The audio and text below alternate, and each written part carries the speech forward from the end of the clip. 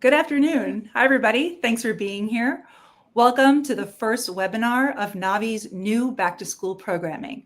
I'm Dana Stangl-Plow, Chief Programming Officer at Navi. Navi stands for North American Values Institute. At Navi, we empower parents to stand up for educational integrity and counter ideological extremism in their kids' K-12 schools. For Back to School this year, we've put together a series of conversations and new resources to equip parents with the insight and tools they need to navigate the new school year and become effective advocates for their children's education. Our topic today is Parent Power, Countering Activism in K-12 Classrooms.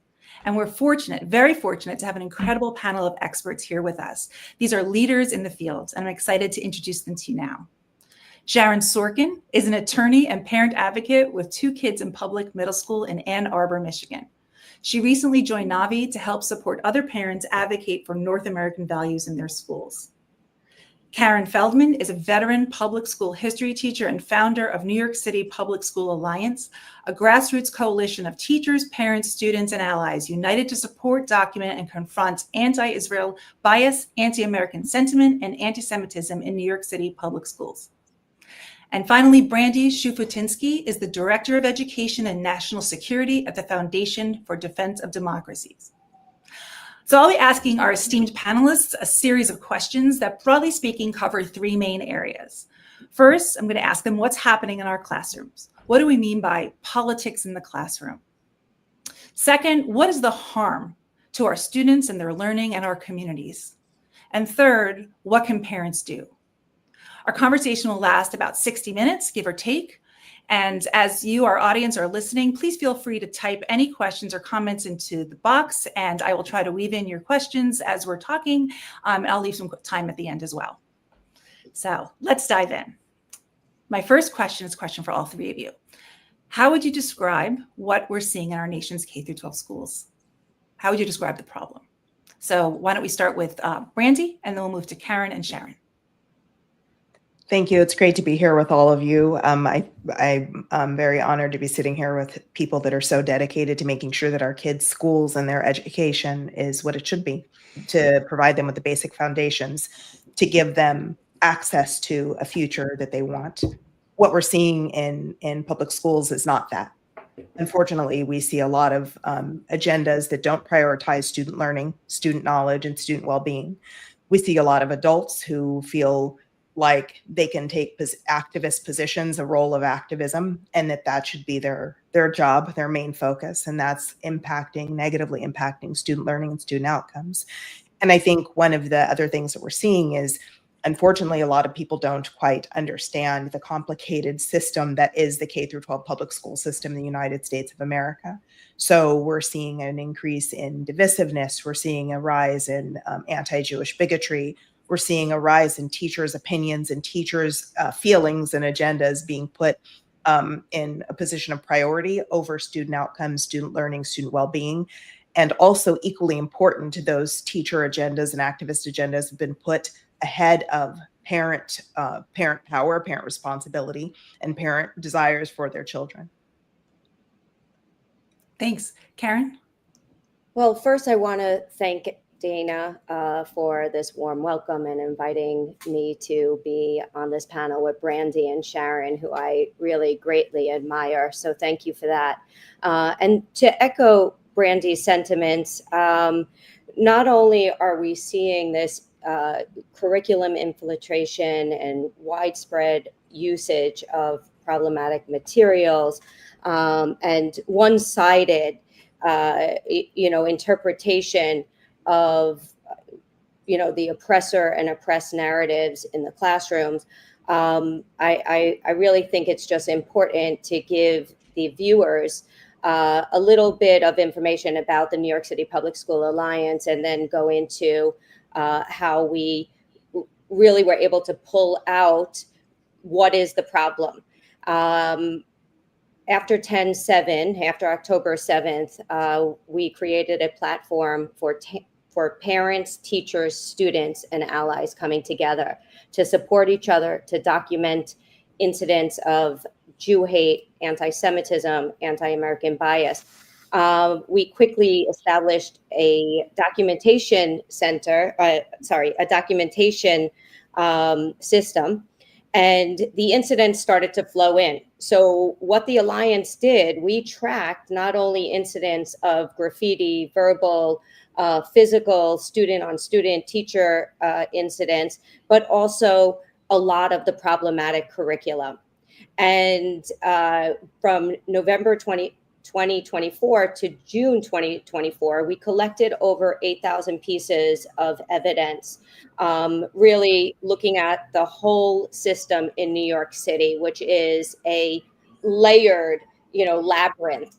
And I like to describe it as, pulling the layers of the onion away to get to that systemic rot. And that's exactly what we did. And in respects to the curriculum, we essentially did a mini audit, and we collaborated with an organization called NCRI, Network Contagion Research Institute, who created an AI algorithm in order to categorize, read, assess the bias in the system. And we published a groundbreaking report that came out in October 2024. And I'm going to highlight three of the many findings. But number one, and extremely concerning, based on whether it was teacher professional development workshops, whether it was teachers' individualized professional choice lesson plans, outside resources, or even New York City Public School DOE recommended resources, they were filled with multiple problematic resources that have direct and indirect links to terror-funded organizations. So Karen, I'm just going to stop you right there for a moment, because I think what you're describing, the work that you've done, is so incredible and so comprehensive and useful for parents to understand. But you're talking about curriculum, and you're also talking about other kinds of resources. So I really want to have your help, and maybe Sharon, you can jump in here in describing how do we see what does it look like when curriculum has politics in it? Just very basic, like what does activism in the classroom look like through lessons, or does it come in another way? You mentioned resources. What does that look like? Do you want me to jump in, or you want? Sharon,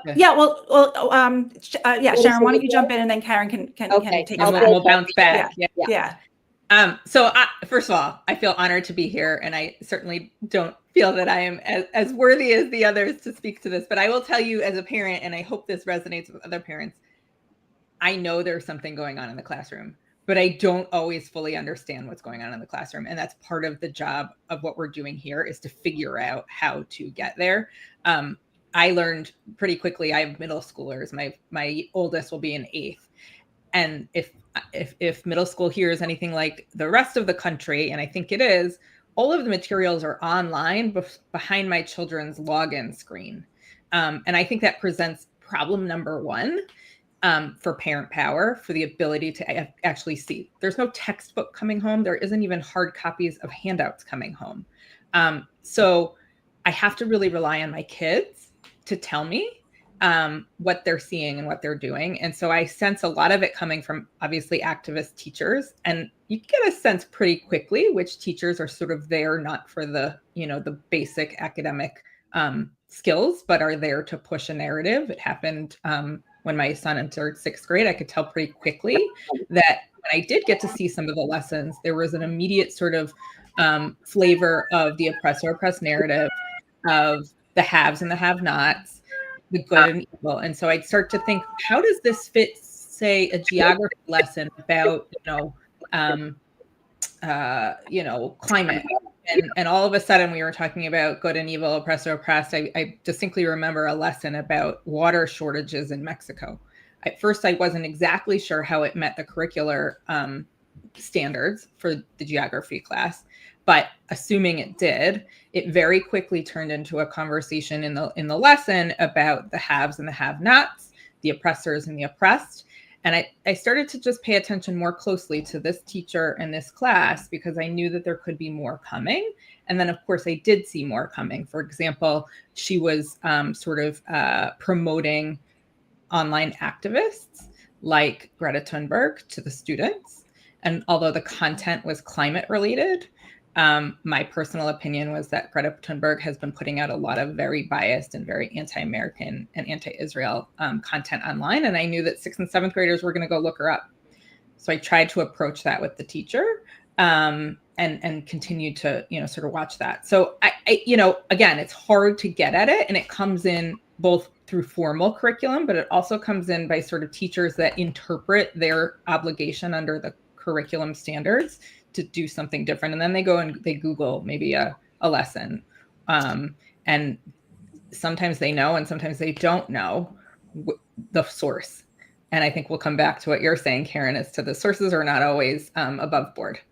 Right. And I just want to add to that, again, with the work that I was focused on in bringing teachers, parents, students together was, like you said, you saw it from a very different angle, right? And we needed a whole picture. We needed to hear from the students, the parents, what do they have access to, whether it's online through the district, the handouts that do come home versus the ones that don't come home, or textbooks or Google Classrooms, the access to online materials.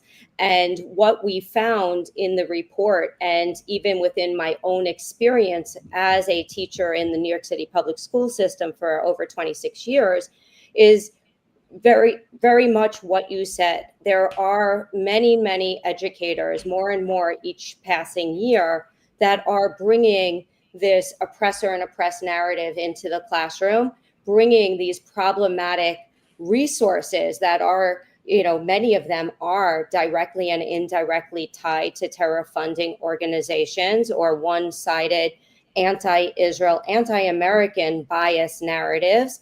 And it's harder for parents to know what's really being taught in class, right? To your point, a lesson on climate change, but using, Greta Thunberg or other anti-Israel activists and anti-American activists. And that common denominator is often, this hate for Israel and Western society. So we were able to really connect the dots through our research. Great. And let me go back to just want to drill down on what this problem really looks like. So to play devil's advocate for a minute, isn't what we're calling activism just teachers confronting injustice and teaching kids how to think about injustice and making our world a better place? Brandy, how would you answer that? That's a really great question and a great point, because a lot of people bring that point up. I think that there are a couple of things at play here. One, everything that Karen and Sharon mentioned about curriculum and how lessons are taught and how lessons are kept is really important for people to understand that teachers aren't teaching from a textbook anymore. There are teacher curricular websites where teachers can find and share lessons that are available online. There isn't real vetting to what is being taught in the classroom and what assignments are being assigned to children. So if you're a teacher who does not have bad intentions, and like most teachers is short on time, you can go to a teacher curricular sharing website or lesson sharing website and kind of create your curriculum from that. And there isn't really any source vetting. So what we end up seeing is teachers or activists who maybe don't have good intentions flooding those sites with lessons that have biases. So when we talk about in our critique as well, they're teaching activism and not teaching scholarship. And how do you make the distinction? And shouldn't teachers be teaching kids that some things are bad and some things are good and some things are worth fighting for, et cetera? Sure. But I think the question is, who determines what's good and bad? Who's making those definitions? And is that the role of a teacher, say, in kindergarten? Or is that something that is saved for higher education, and kids at first need foundational knowledge? Now, from my perspective, I don't think that you can adequately teach a child, a student, those deeper meanings and deeper critical things to think critically about if they don't have foundational knowledge. And we're seeing that now. We're seeing students at the most elite institutions of higher education not knowing basic foundational knowledge. I mean, about the very basic things. Instead, they're regurgitating activist chants because they think they're on the side of what's morally right. And that's the distinction. You can't take a true position on something if you don't have the foundational knowledge. And right now, that foundational knowledge is either completely absent in K through 12 education, or it's been corrupted and is filled with prejudice and bias. And I think that's what we're seeing, especially when we look at all of the anti-Jewish, anti-Israel narratives that are out there, that what's being taught isn't true. And we see it in the classroom. We see it, unfortunately, in media. We see it in social media. Like, we're seeing it in a bunch of different spaces and vectors. But in the classroom, we have kids that are being taught lessons that have been created by malign foreign actors, been paid for by foreign entities that have an agenda that is directly anti-American, anti-democracy, anti-capitalism, and anti-Jewish. And we have some teachers who are unsuspecting sourcing those materials and teaching them in the classroom. And then we unfortunately have some teachers that have bad intentions, using their positions of power to brainwash kids to hate people or hate the country that they live in. Right. So I mean, I like to describe it as hate wrapped up in this term social justice. Right. So, and when I started to notice, these shifts in my own classroom, or not classroom, my own school building, was in 2018. And at first it was a slow trickle effect. Right. So you would see a handout from a teacher, or in a staff meeting, a discussion, taking place, and, Israel came up, or even, when discussing American history topics such as the Civil War, or even the Revolution, certain elements, I would feel were being highlighted that would start to really bring up an orange flag for me, and then a red flag for me. And I realized that there was a blur happening between education and advocacy. And at first it was very hard for me as an educator, and definitely for parents. I even still find, when I speak to parents, and I'm always in contact with multiple parents and students experiencing issues of hate in school, that they too are having this hard time kind of, dissecting the problem from the base, right? It's wrapped up in all of these words that sound good and that we should believe in, but they've been hijacked. And parents don't really know how to separate that hate from that, that social justice liberal concept that we all, at foundation, believe in, but it's been hijacked. So this is something. Sorry, go ahead. I call it like a blur between education and advocacy. Yeah, I love that description. I think this is something we talk a lot about at Navi, about how language has changed. Sharon, can you maybe answer the question of, for parents listening, what are some concrete examples or signs to look for, whether it's language or other things, that would signal that activism rather than academics are dominating classroom? Yeah, I mean, I think there's key buzzwords, and I know we have sort of a whole list of them on the Navi website. You'll hear teachers that are, again, the words sound admirable. They sound good. And in some cases, they could be good to be learned at the right age and within the right context. But if you see kindergartners that are deconstructing or resisting, or you're seeing, imagery like that, they're too young, first of all. To add the nuance around foundational, things that Brandy mentioned, you have to know the foundation first. And the example I've given recently, we were at Thanksgiving. My daughter is going to be 12, so she was finishing 5th grade, and we're at the Thanksgiving table, and she says, "What the heck is Thanksgiving about anyway?" And I looked at my husband, and I said, "She didn't learn the basic story of Thanksgiving."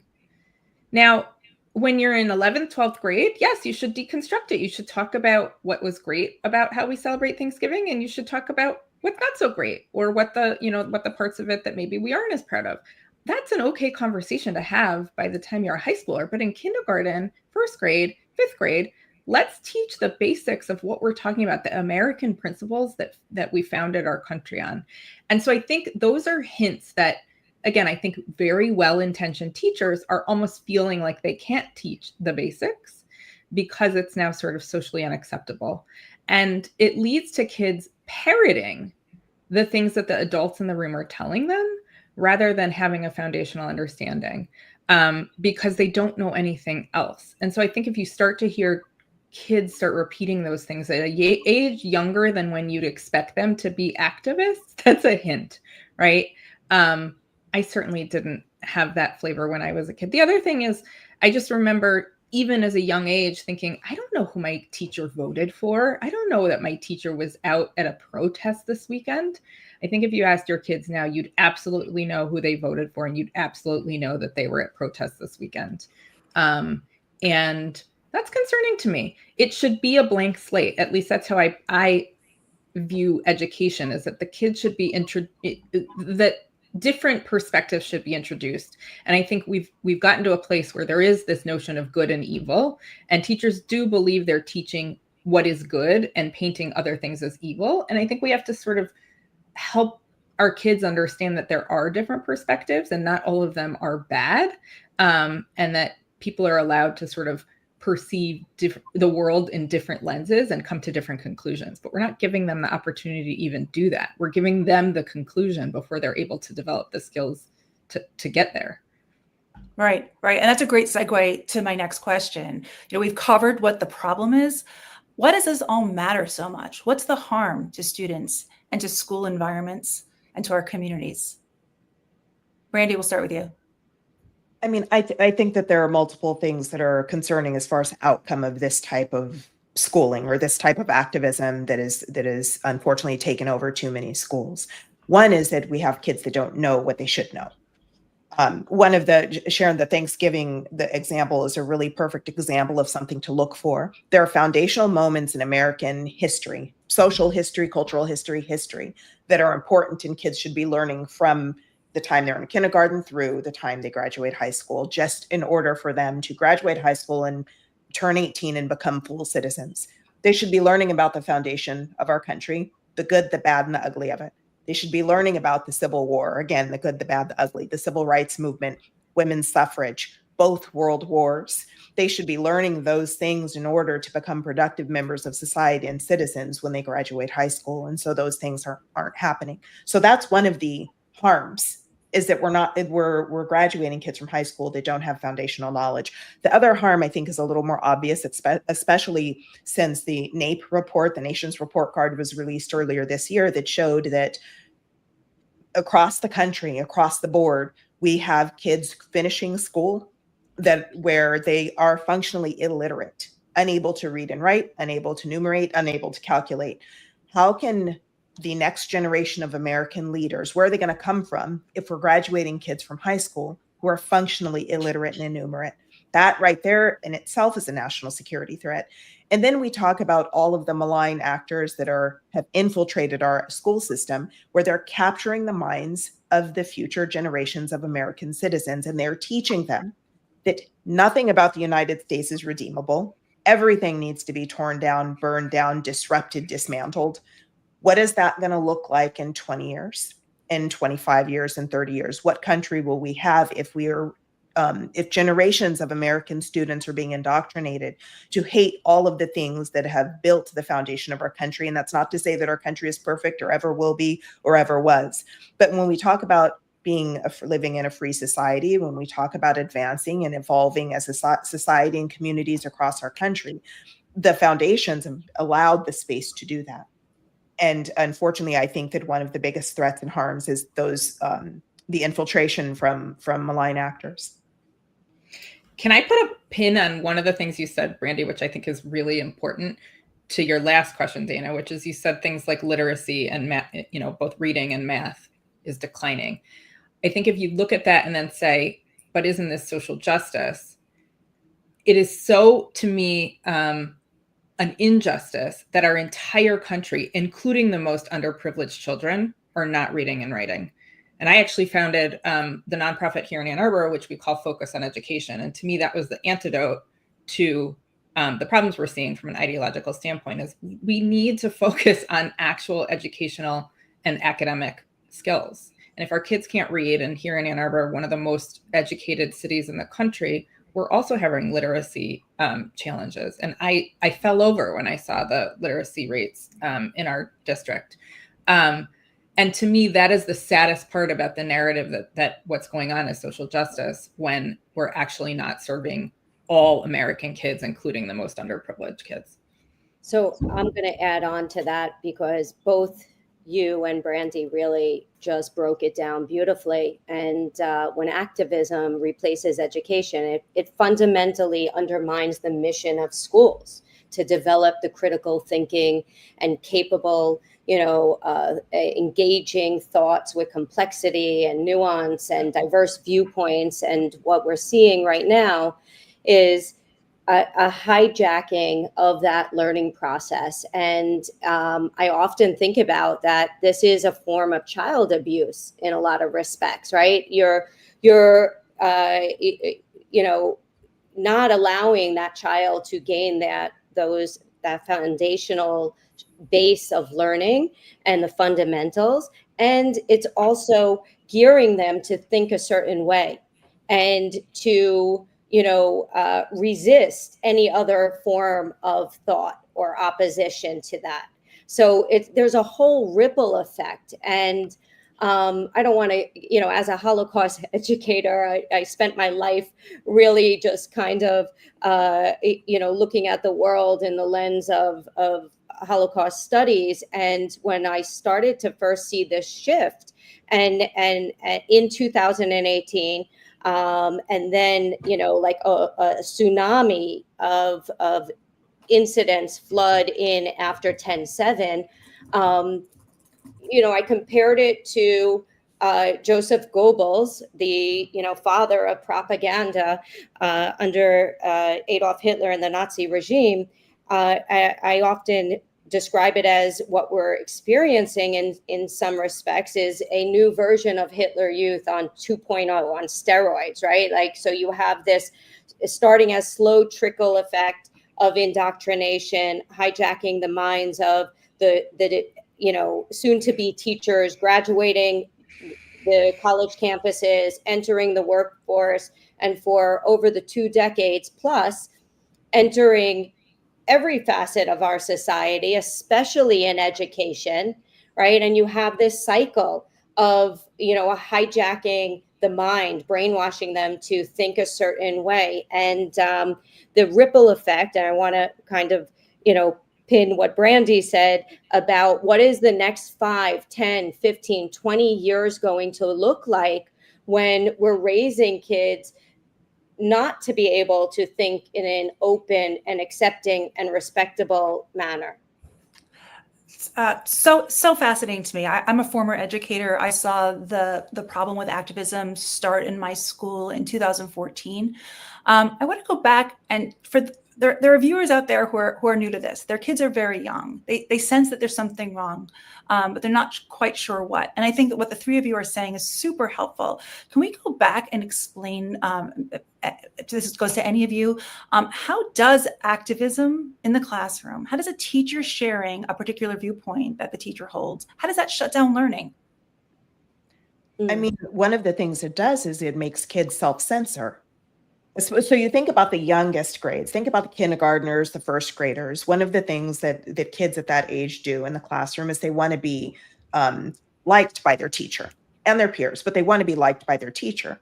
So they're more likely to take this same position that their teacher takes on a subject if that teacher is expressing it, and less likely to maybe ask a question or express curiosity or a different opinion, because at that age group, at that age, kids usually want to be liked by their adult mentor, whoever's in that leadership authority position. Then when you get a little bit older, you have the fear factor. So students don't want to be the kid that gets in trouble with their teacher. So again, they're going to be more likely to align with the position their teachers take, less likely to push back or ask a question. And when more students at the older grades are expressing the same position a teacher takes, that student also doesn't want to be singled out by their peers. So it creates this very harsh, similar to what we see in totalitarian societies. Well, that type of thing is replicated in the classroom when a teacher expresses her opinion as an authority figure. That, I mean, it's actually kind of ironic that it is the oppressor oppressed binary playing out in a classroom that states it's critiquing the oppressor oppressed binary. So I would like to give two examples of what Brandy just described as, from student perspectives. And one example is that I have a student who reported, incidents of, anti-Semitism, anti-Israel bias in the classroom last year.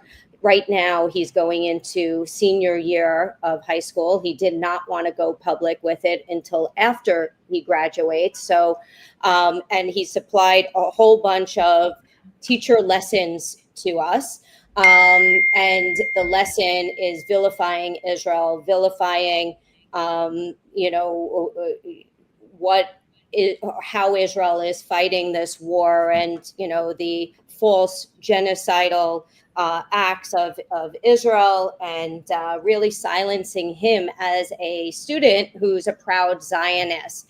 And he said to me, I'm just going to give her what she wants. I'm just going to be quiet. I'm going to get the A. I want to get into a good college. I want the recommendation. And his mom, who also we were, in conversation, said, I just want him out of the school. And then after he graduates, we could go public with it. So these are incidents that are occurring all the time. I'll tell you another one very similar. I have a mom who reached out to me at the end of June. It was the second to last day of the end of school, and her daughter was graduating. I think it was June 26th or 27th. And she finally reached out to me and she said, I've been meaning to get in touch with you for 2 full school years. And my daughter told me, just wait till graduation, and I want to go public. I want to report this incident. And right after 10/7, her daughter was the president of the women's club in the school. And it was the beginning of the school year still, and they had their first club meeting. So all the leaders of the clubs came to this club meeting with the staff representatives and the principal and the administrators, and they called it a club equity group. And there was one group that wasn't invited, and that was the Jewish Student Union. And at this first meeting, it became a discussion of how no one wants the Jewish Student Union included in these equity sessions. Now, let's stop for a moment and say this is a public school in New York City with the largest Jewish community outside of Israel. And even though our Jewish student public school population has been dwindling, because many of the reasons or factors are because of the spikes in anti-Semitism and lack of protocols being followed to ensure safety. But taxpayers' dollars are going to these schools, and we have staff members that are allowing a Zionist hate fest conversation to essentially take place, where there are other Jewish students, like the one that reported to me, that has been silenced now. And for 2 full school years, she felt completely and utterly silenced, and she just floated by. And imagine, it's just such a shame that every day she walked into a building where it's supposed to be a safe space for her, that she's supposed to be able to go to the principal, the assistant principal, the guidance counselor for assistance, for, feeling comfort if there's an issue. And that first day, they all made it clear to her that she was different if she was a Zionist. Wow. So the problem with the oppressor ideology in practice is that it leads to the complete alienation and ostracization of a disfavored group, what you're describing, Karen. Definitely. So, yeah, I think we should turn to solutions. What can parents do? All three of you are here because you are, incredible minds, and you've also taken action. Sharon, let's start with you. What are some things that parents can do to advocate for change in their schools? Yeah, I think of it sort of there's three layers. And the first is political. If your elected officials, your school board members are not promoting, critical thinking and policies at the district level that are supporting, real education, you have to start there. The nonprofit that I started was exclusively for that purpose. We had some very problematic school board members that were pushing ideology throughout the district. They pushed a ceasefire in Gaza resolution in January of 2024. They were really pushing for certain narratives to be taught in the classroom and promoting essentially and encouraging the most activist teachers to do that. And so we had to get politically engaged.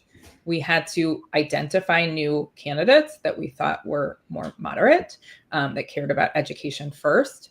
And we had to dig in. We had to help them campaign and get elected, and we were successful. So I think political is obviously not a comfortable place for a lot of parents to go, but it's something that I think we have to be part of. And truthfully, the activists are already there. And so we have to be aware. The second piece is advocacy. You have to know who your leaders are, both your administration, superintendent, assistant superintendent, who's running curriculum. You need to know who your school board members are, and you have to build allyship with the ones that you can build allyship with. I never knew the names of my school board members before October 7th. I know all of them. And if I ran into them at the grocery store, I could have a conversation with most of them. You have to build that trust and that allyship so that when you have a difficult conversation, when you see something in the classroom or the district that's a problem, you've already built the trust that they know you're a good person, that you're there for the right reasons, and then the conversations can go a lot more smoothly. And then the third is what Karen has really, I think, become such a champion of, which is the incident management. You have to have a method of collecting, identifying, and then addressing the incidents. You have to hold your schools accountable. And that's probably, I think, the hardest part. I struggle myself as a parent doing this, because you often, in this culture of cancel culture and name calling, when you point things out that sound good but are ultimately bad, you can get cast very quickly by your community, especially if they're beholden to this ideology of being on the wrong side of, the moral compass that has been set. I think you have to have some courage. I think you have to find other parents that are seeing it similarly, and you have to start showing patterns. So it can't be one incident. You have to start showing that there are patterns that are then resulting in certain outcomes and incidents. So maybe over several years, a teacher is pushing a particular lesson, and that's resulting in some feeling among many students. But I think that's maybe the hardest part. For example, I fully believe in the premise of Black Lives Matter. And I think that in practice, the Black Lives Matter movement has pushed a lot of anti-American and anti-Israel sentiments. And I remember struggling a lot with the months when they celebrate Black Lives Matter, and wanting to have a conversation with a teacher about how that would play out in the classroom in a way that was really hard, because I wasn't sure how that would land. Honestly, I still struggle with how to approach that. I ended up talking to the principal, who I knew quite well, and I sent her an example of a lesson that I had seen online that was coming out of the BLM movement. And I said, I fully support the sentiments, but I'm worried about this type of lesson coming into the classroom. And she said, I guarantee you we're not using that curriculum in the classroom, and we'll continue to have those conversations. So I'll call that a sort of win. I still don't know if that was a success fully, but I think it starts to plant the seeds with people that you trust, so that you can then, continue to follow it up. It's a long-term process. I don't think you're going to be able to address it in one conversation.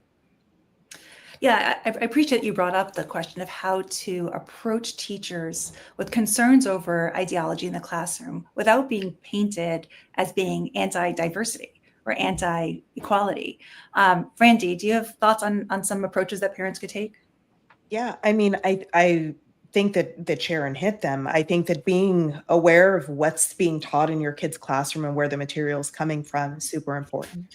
Knowing who is responsible for providing teacher professional development and who's responsible for approving curriculum. What is that curriculum? Not just at the district level. What's the curriculum company? Who owns them? Where is the curriculum designed?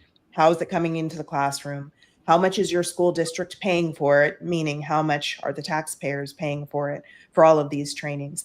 I also think that it's important, and I'm maybe a little bit more ornery, but it's important to, as an adult, to sticks and stones. You're going to be called names. People may think of you in a negative way. It's not about that. The students come first. The children's learning comes first. That is central. That is what should be at the heart of everything. And being able to approach teachers and administrators and fellow community members with that as an adult, as a parent, as a community member, my first interest, my first priority is what this is going to mean for the students. What is it going to mean for their outcomes when they finish this grade, when they graduate high school? What is it that they're graduating with? Who's filled their minds with what? It's about the kids. It's not about anybody else. It's not about the teachers. It's not about me. It's about the student. And as a parent, that's my first responsibility. As a professional, that's also my first responsibility. That should be the responsibility of every adult who's involved in education. Right. And Karen, you took a different kind of action. I was wondering if you could speak a little bit more. We're going to come back to what you about the audit that you did. So, okay. Well, first of all, both what Brandy and Sharon said, I mean, are so important. Parents have the real power to make a difference. I also believe that the teachers that are dedicated and rooted in the values that we want from a teacher also have the ability to make the real difference, but it has to go hand in hand. And that's why, the Alliance was so adamant about being able to show the whole picture from all different angles, whether it's the teachers, parents, students, but also, every aspect of the New York City public school system, which is the most complex district in the nation. So what we really did was we collected, I look at documentation as our number one superpower. And everyone says, it's a roller coaster. It's been a roller coaster in the last almost 2 years of feeling encouraged and motivated and hopeful to, feeling hopeless, right? You go through this series of emotions like, for a long time, we've been playing whack-a-mole as the incidents of hate rose up and got worse and worse. And unfortunately, many of them are continuing to get worse. But documentation, in my mind, is still the key, because with that, we'll God willing, see those legal reforms taking place. In New York City, in our system, which I always loved being part of. I thought it was, the rock solid system of the nation. We have those monitoring vetting systems that are in place, or those protocols of reporting and filing reports of discrimination. But since October 7th, and even prior, those protocols have not been properly followed when there are incidents of anti-Semitism, anti-American bias, or anti-Zionism. So again, I think documentation is key.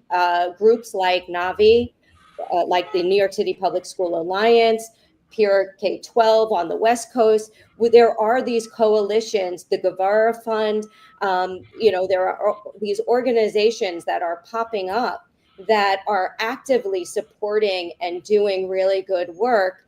But I just want to get back to what could parents do. I always tell, the parents that I work with and the students, just go old school methods. Look through the kids' book bags. Look at, the books that are being assigned to them, through their English language arts classes, or if whatever handouts they are bringing home, if they're bringing home any, or go on their Google Classrooms. I have had so many parents throughout the years.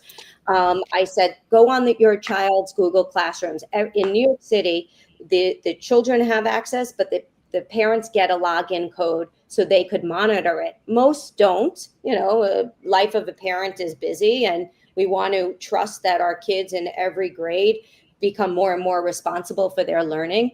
But go on those Google Classrooms. Look at the teacher's assignments. And by the way, I don't want to vilify the teacher as, all teachers have this evil agenda, but we have to be realistic in what is happening in education in the United States, from higher ed to K through 12. And like I alluded to earlier, it's been a cycle. The first stop of this radicalization effort was in higher ed, right? Training those future teachers, those future leaders of our country with this oppressor and oppressed narrative, and literally handing them these resources that are problematic. Now it's been in that K through 12 system. So even if the teacher, I have many staff members that are good people, they want to make a big difference. They want their kids, their students, to walk away, eventually becoming, terrific citizens and people, and successful and highly academic. But they don't realize that there is this radicalization that they're contributing to as well. So look at the lessons, question, how is it being taught? Are there other perspectives? Just because they might be listing other resources to look at doesn't mean it's a different perspective being taught. So really dive in and get involved in your kids' studies. Yeah, and I think what you're describing, Karen, is super useful when you think about as a parent thinking. I can imagine parents thinking, I don't know the first thing about the topic in middle school that my kid is studying. You don't really need to necessarily to ask the right questions, and Navi does have some resources on asking those questions. But I wanted to ask you, Karen, if you would just spend just 1 minute to talk about, I understand that you formed the New York City Public School Alliance for Parents and Teachers. If there were parents in the audience listening right now who wanted to do something similar to what you did, what do you recommend? How do you get started? Okay, great question. And in fact, I am helping a few other smaller coalitions develop into a system similar to the New York City Public School Alliance. And one in particular is in Fairfield, Connecticut, and Hartford, Connecticut. And it's really amazing how this parent body of a few, it has been growing and making a difference. And now teachers are recognizing, okay, these parents want to help support me. So what we see around the nation is many, many different coalitions doing great things. Most of them are heavily parent-based. It is harder to get that teacher or those teachers involved for various reasons. But I think, it's extremely important to reach out to those teachers that you could confide in, your kid feels safe with, and try to get them on board in discussion, and really understand, the perspectives from both angles, and developing these communities, these WhatsApp chats, right? We started on WhatsApp chats, and we've become a platform of 12 different chats. So our main one has, a little bit of everyone, the teachers and the parents and the students and allies, both Jewish, primarily heavily Jewish, but we have many non-Jews that are, really terrific allies. And it's not only a Jewish issue, because we know that whatever starts with the Jews never ends with us. This is an anti-American issue, a anti-Western civilization issue. So, I say start simple, start as a chat, grow from there, pull people from your different areas of social media or your neighborhood, the school districts, and get the discussion going, and try to get as many educators and parents alike, and then create a system of documentation. Those listeners, you guys are welcome to reach out to me. You could email me at New York City Public School Alliance, so NYCPSA18@gmail.com. Dana, maybe we could send out, Sure. an information sheet. And we have an Instagram and a website. So I'm happy to give tips if you're, trying to start a coalition in your district. Great. You touched on this a little bit, Karen, and maybe Sharon, can you speak to this? I can imagine a parent saying, you guys are all rock stars. You're brilliant. You've taken incredible steps and are leaders in your communities. The problem is so entrenched. What could I possibly do? What do you say to that parent? I say the more we speak up about it, the more of a chance we have to resolve it sooner than later, and especially before it's too late. I mean, it feels really dark and heavy out there right now, but we haven't missed our opportunity to make a difference. Our nation is starting to take notice of the K-12 space. There are things happening. For many years, I felt like I was screaming on a mountaintop alone, and going to the leaders or the people that I thought were leaders in my local politics, or even the Jewish world. And it's taken quite some time.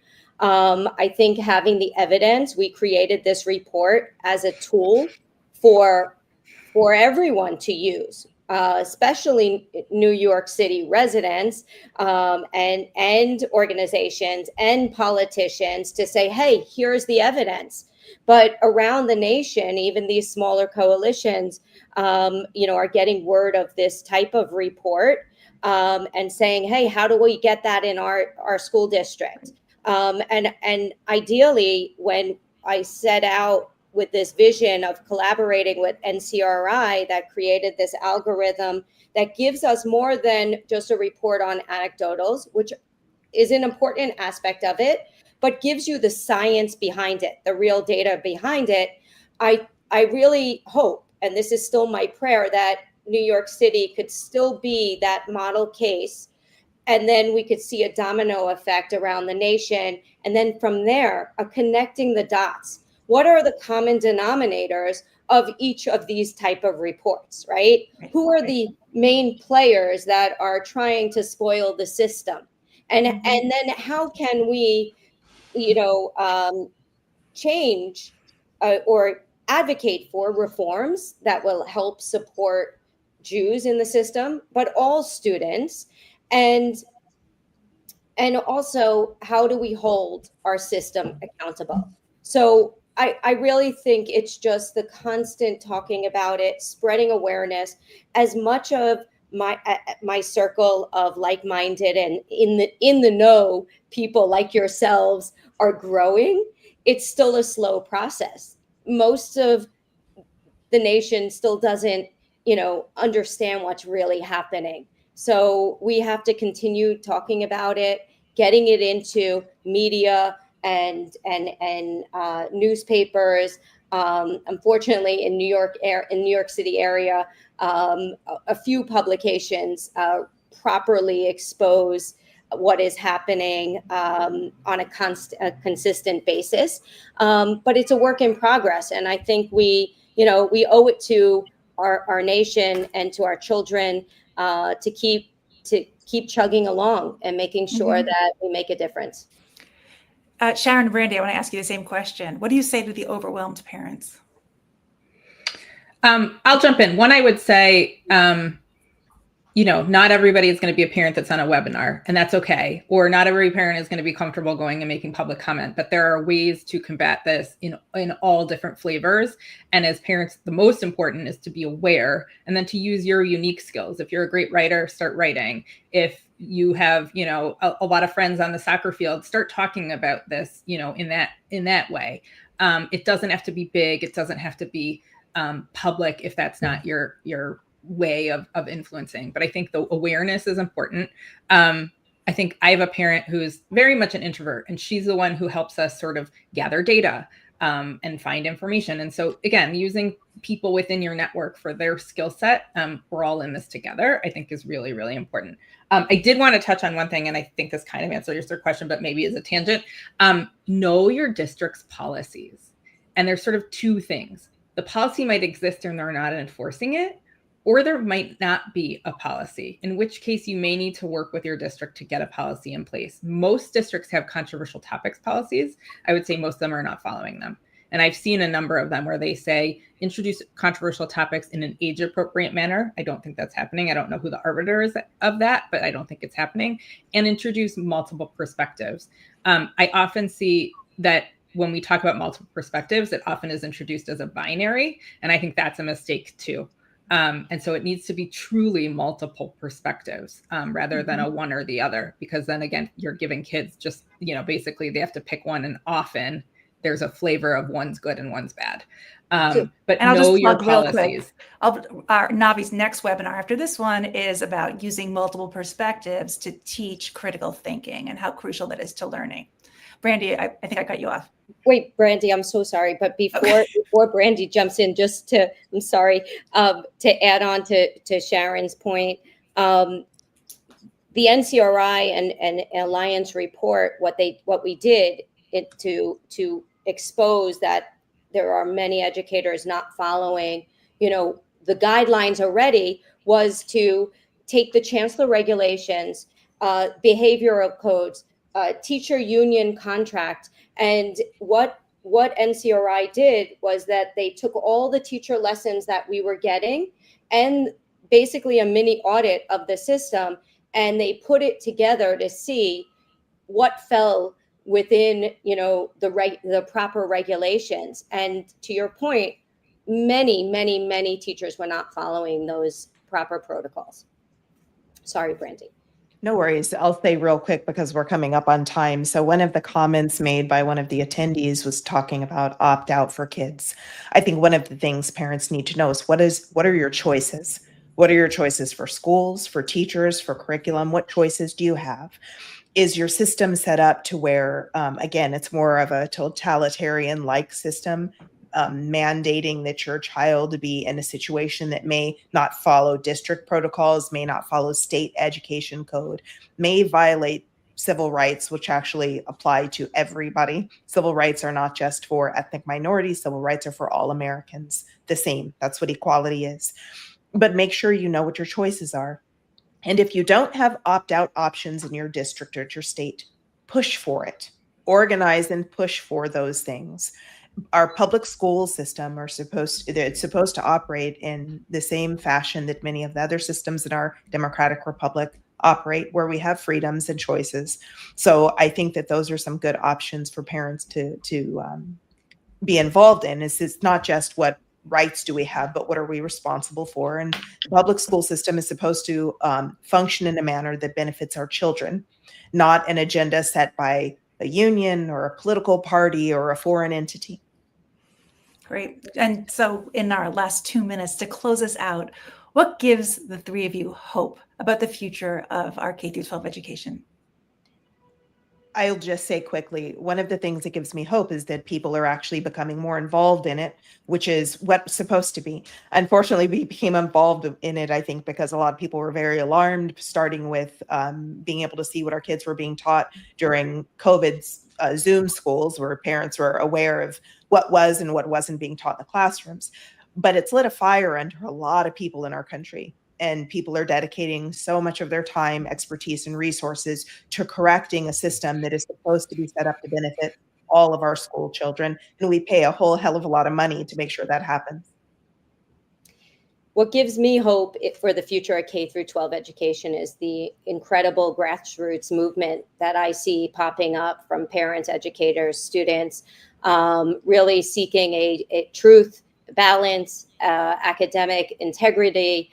This growing coalition of watchdogs, advocates, truth tellers really shows us something powerful that, we could fight this from the bottom up, and really, continue to make sure our schools stay a place of honest inquiry, critical thinking, and real education. So this is the silver lining, coming together with everyone on this panel.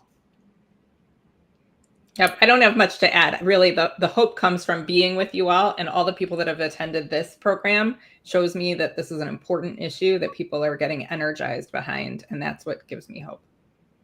Great. Thank you. Thank you to all of you panelists and those of you out there listening. We invite you to enjoy the rest of our Back to School series. We have upcoming conversations and resources. You can register and find more information on navivalues.org.